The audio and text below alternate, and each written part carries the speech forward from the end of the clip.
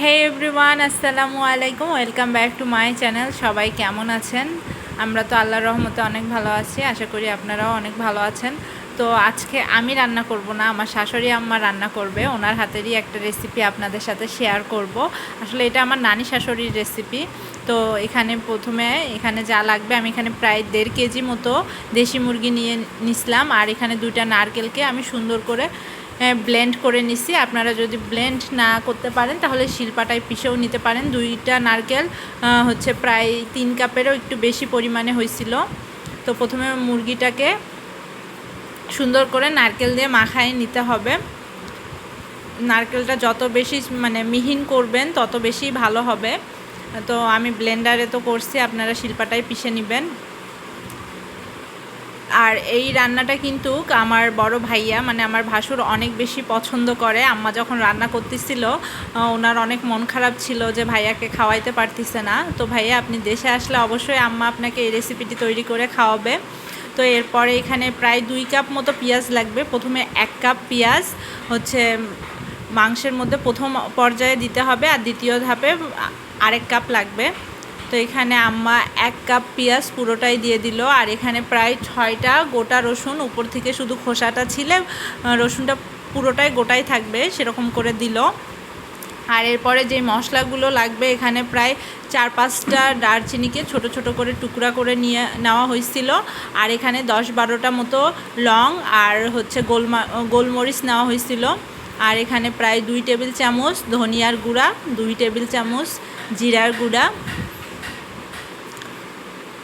আর হচ্ছে এখানে 2 টেবিল চামচ মতো আদা রসুন বাটা, আদা বাটা 2 চামচ, রসুন বাটা 2 চামচ। আর এখানে প্রায় 1.5 চামচের একটু বেশি, 1.5 টেবিল চামচের একটু বেশি হলুদের গুঁড়া দেওয়া হয়েছে। আসলে আপনারা হলুদের গুঁড়াটা দেখে নেবেন, রঙের উপর ডিপেন্ড করে। আর 2 টেবিল চামচ শুকনো মরিচের গুঁড়া। আর এই রান্নাটাতে কিন্তু অবশ্যই সরিষার তেল ব্যবহার করতে হবে।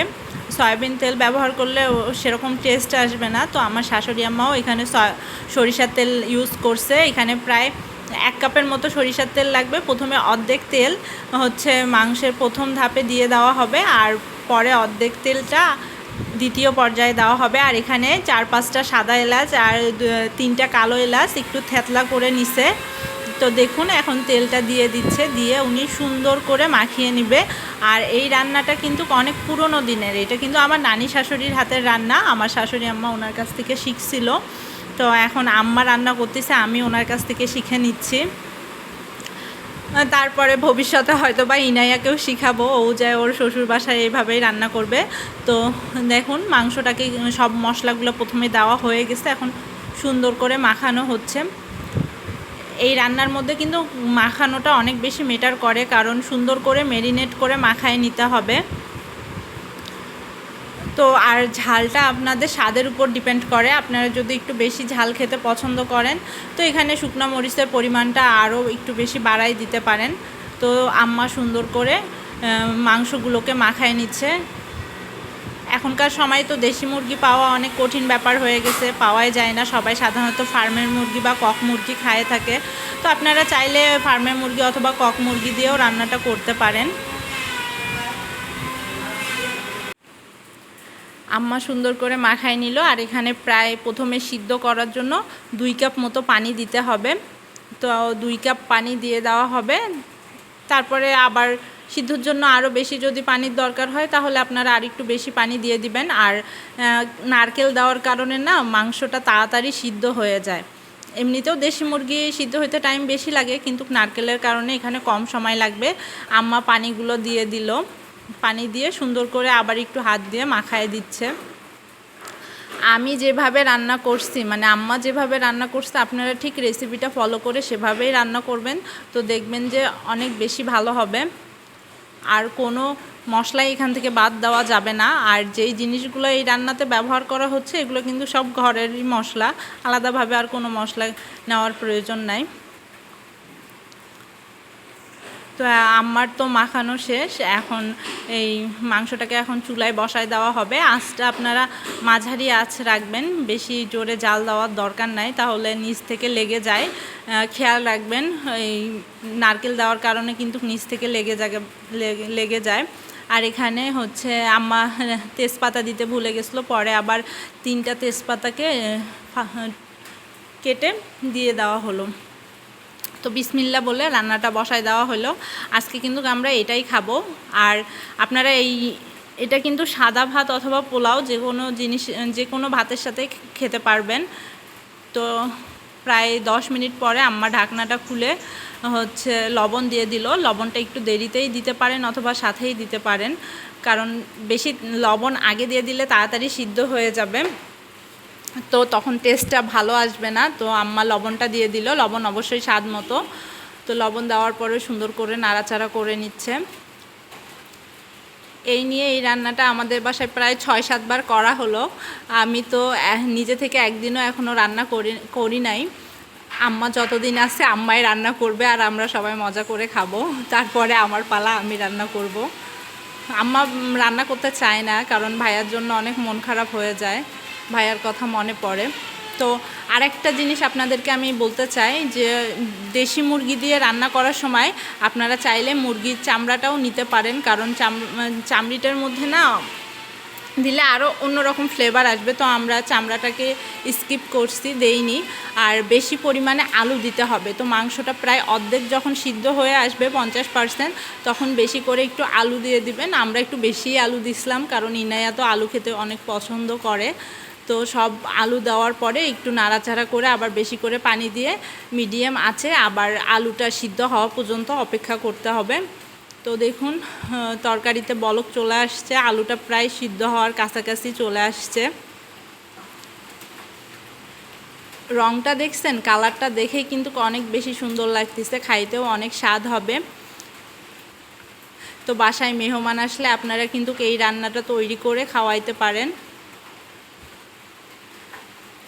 আর অবশ্যই গোটা রসুন দিবেন, গোটা রসুনের ফ্লেভারটা তরকারিতে কিন্তু ভালো লাগে। শুধু নারকেল দিয়ে মুরগি কেন, আপনারা গরু, খাসি, মুরগি যাই রান্না করেন না কেন এভাবে গোটা গোটা রসুন দিবেন, দেখবেন খেতে কিন্তু অনেক স্বাদ হবে।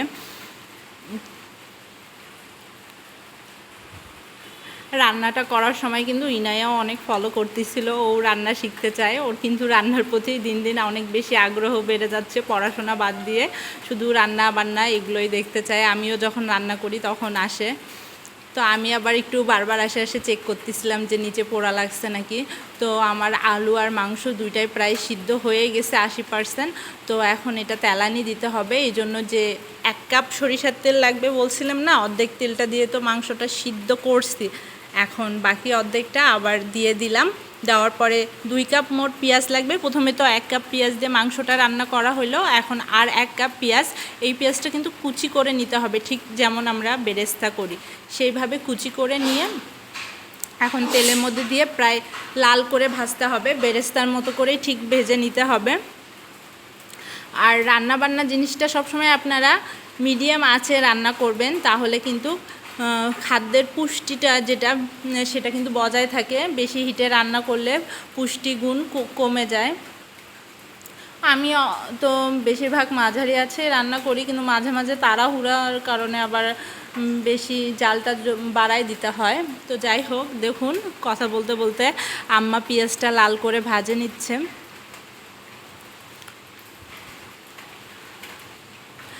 লাল করে যখন ভাজা হয়ে গেছে ঠিক বেরেস্তার মতো, তখন মাংসগুলোকে চালানি দিয়ে দেওয়া হলো। দেওয়ার পরে সুন্দর করে এখন নেড়ে চেড়ে ঢাকনা দিয়ে ঢেকে দিতে হবে। আপনারা খেয়াল করবেন, ঢাকনা দিয়ে ঢেকে দিলে ফ্লেভারটা অনেক বেশি সুন্দর আসবে। এরপরে উপর দিয়ে কিছু কাঁচা মরিচ ছড়িয়ে দিল। আর লবণটাও অবশ্যই এরই মাঝে চেক করে নেবেন। আর যদি আপনারা একটু ঝোল বেশি পছন্দ করেন তো বেশি করে একটু পানি দিয়ে ঝোল বানাই দিবেন। তো এখন একটু মাংসটাকে কষাই নিচ্ছে আম্মা, চালানি দেওয়ার পরে একটু কষাই নিতে হবে, তারপরে ঝোলের পানি দিয়ে দিতে হবে। অনেকেই অনেকভাবে রান্না করেন, তো আমরাও যেভাবে রান্না করি বাসায় সেই রান্নাগুলোই আপনাদের সাথে শেয়ার করার চেষ্টা করি। তো আম্মা ঝোলের পানি দিয়ে দিছিল একটু, তো এরপরে আবার একটু বেশি করে পানি দিল, কারণ আমরা তো সবাই ঝোল খেতে পছন্দ করি। তো বেশি করে পানি দিয়ে দিল। আপনাদের সবাইকেই আমি অনেক করে আগ্রহ করে অনুরোধ করতেছি যে প্লিজ আমার ভিডিওগুলো দেখবেন আর আমার চ্যানেলটাকে অবশ্যই সাবস্ক্রাইব করবেন। তো এই ঝোলের পানি দেওয়ার পরে যেই কাজটা আপনাদের করতে হবে, অবশ্যই ভাজা জিরার গুঁড়া দিতে হবে, তাহলে এই রান্নার পুরো স্বাদটাই চেঞ্জ করে দিবে। তো আম্মা এখন কিছু ভাজা জিরার গুঁড়া উপর দিয়ে ছিটিয়ে দিবে। ভিডিওগুলো তৈরি করতে কিন্তু ভীষণ কষ্ট হয়। আপনারা যদি আমার চ্যানেলটাকে বেশি বেশি করে সাবস্ক্রাইব না করেন, আমার ভিডিওগুলো না দেখেন, তাহলে আমার কিন্তু অনেক মন খারাপ হয়। তাই সবাইকে আমি রিকোয়েস্ট করতেছি যে আমার চ্যানেলটিকে অবশ্যই সাবস্ক্রাইব করবেন, আর আমার ভিডিওগুলো ভালো লাগলে লাইক, কমেন্ট আর শেয়ার করবেন। তো এই যে তরকারিটা নামিয়ে নিচ্ছি। তো দেখুন কত সুন্দর লাগতেছে কালারটা দেখতে। আর আজকে আমরা পোলাওয়ের সঙ্গে এই তরকারিটা খাবো নারকেল দিয়ে দেশি মুরগির মাংস। আপনারা চাইলে ভাত দিয়েও খেতে পারেন। আর ঝরঝরে পোলাও রান্নার রেসিপিটা নেক্সট টাইম আপনাদের সাথে শেয়ার করব। আমার ভিডিওগুলো আপনাদের কাছে ভালো লাগলে অবশ্যই লাইক, কমেন্ট আর শেয়ার করতে ভুলবেন না। আল্লাহ হাফেজ, সবাই ভালো থাকবেন আর আমার ভিডিওগুলো বেশি বেশি করে দেখবেন। Bye bye, see you soon.